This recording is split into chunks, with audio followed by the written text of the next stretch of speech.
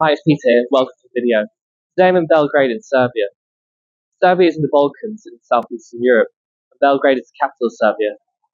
What we're going to be doing today is going to be going around all the main sites of Belgrade via public transport. Public transport, I mean by local buses and attempting via taxis and trams. I say attempt for taxis and trams because I came here 3 years ago, and it was very, very hard to get a taxi here. I'm going to explain why it's so hard to get a taxi here later. Also, the tram system is difficult here.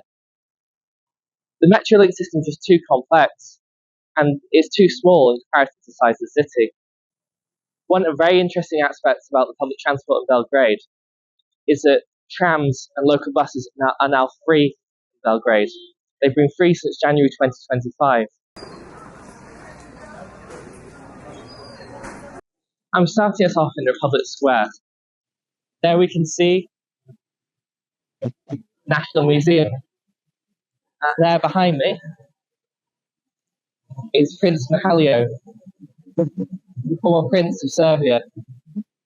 And to my left is the National Theatre. My friends and I always joke that in every major European city, there's always a man on a horse. Most Serbians don't know why Republic Square is called Republic Square. It's kind of ironic that there's a prince on a horse in Republic Square. So firstly, we're going to try and get the tram. We're going to head to Church of St. Sava.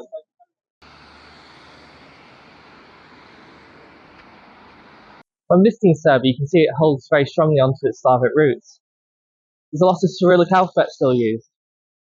Serbia is not part of the European Economic Authority, not part of the EU, and it holds strong ties with Russia still.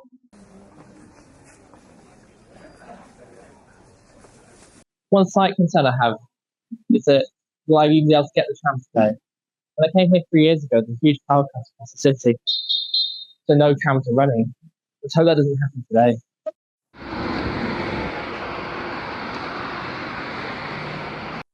Right, everyone, I waited about 20 minutes for a tram and it never showed up. I went to the shop by the tram stop and asked the man in there, and he said that the tram doesn't run down there anymore. That's very strange because on Google Maps it says it does.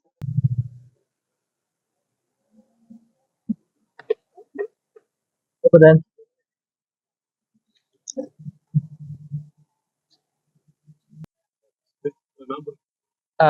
no, just the Church of St. Sava.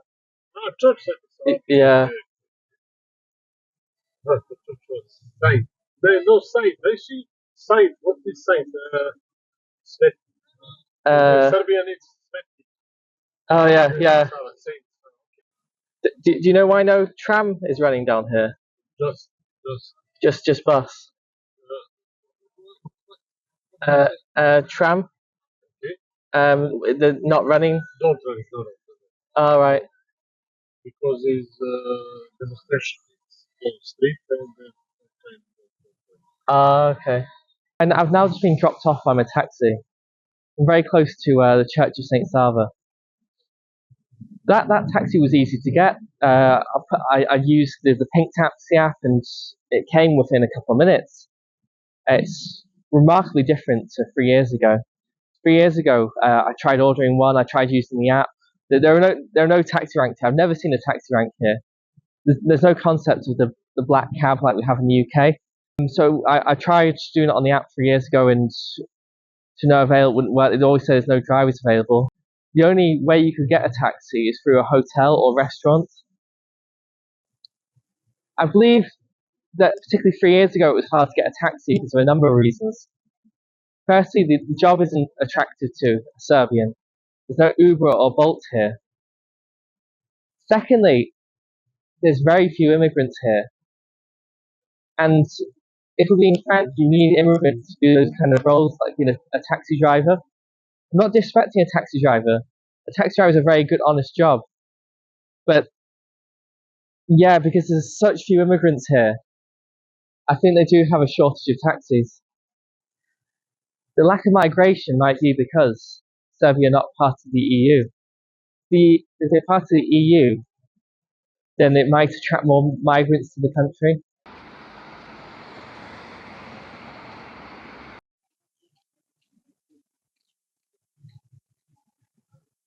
I'm struggling to comprehend how big this Orthodox Church is. For anyone who doesn't know what the Orthodox faith is, it's basically a denomination of Christianity. So you have like the Roman Catholics, the Protestants, and you have the Orthodox Church. Now the Orthodox Church are mainly in Eastern Europe. They're in like countries like Russia, Ukraine, Serbia, Belarus, Romania. This church is one of the largest churches in the world, and it's in the top 5 biggest Orthodox churches in the world. I'm quite surprised that when this place was built. Usually when you hear them being built, they've been built like hundreds of years ago. This was started to be built in 1935.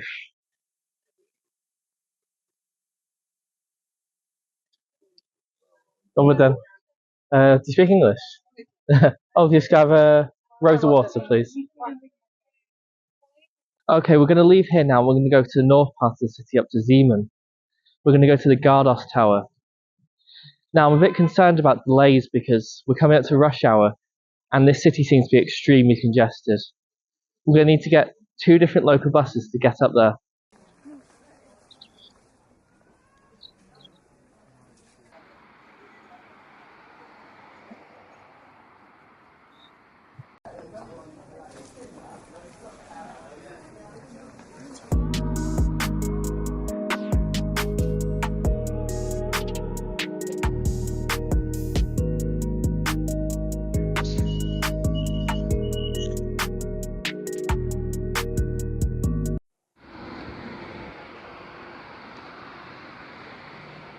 Alright, something's gone wrong. I took the wrong bus.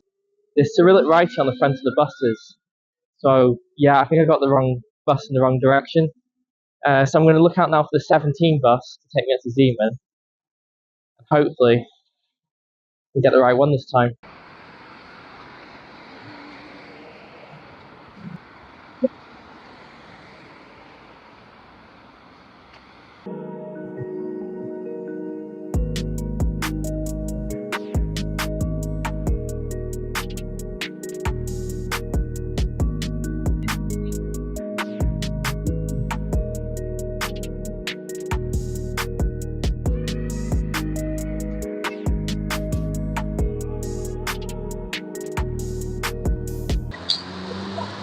That journey was pretty awful. The bus driver threw us around like rag dolls. I feel like I've been battered on it.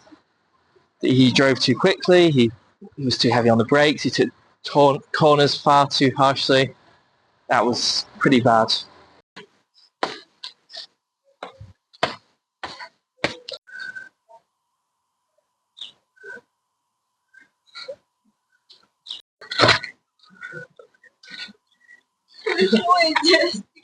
We're now at the Gardos Tower.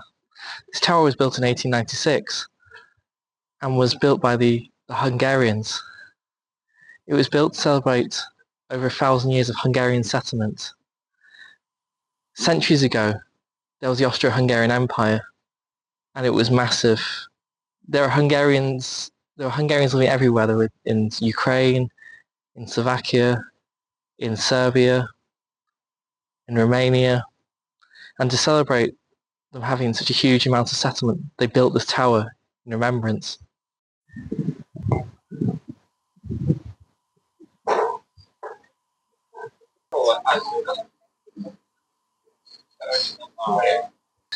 Just in a bar by the Gardos Tower. I'm going to try this beer. It's called Valjevska Pivara.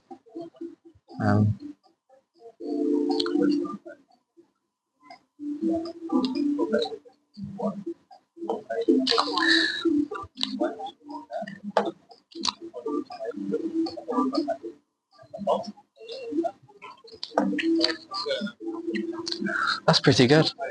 Tastes nice, it's refreshing. It might be because it's a very hot day. It's very refreshing.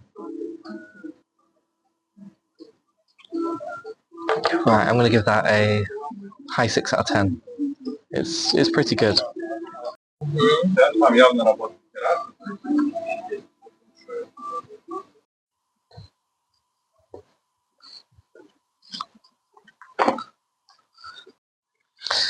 So after visiting Belgrade, what have we discovered today?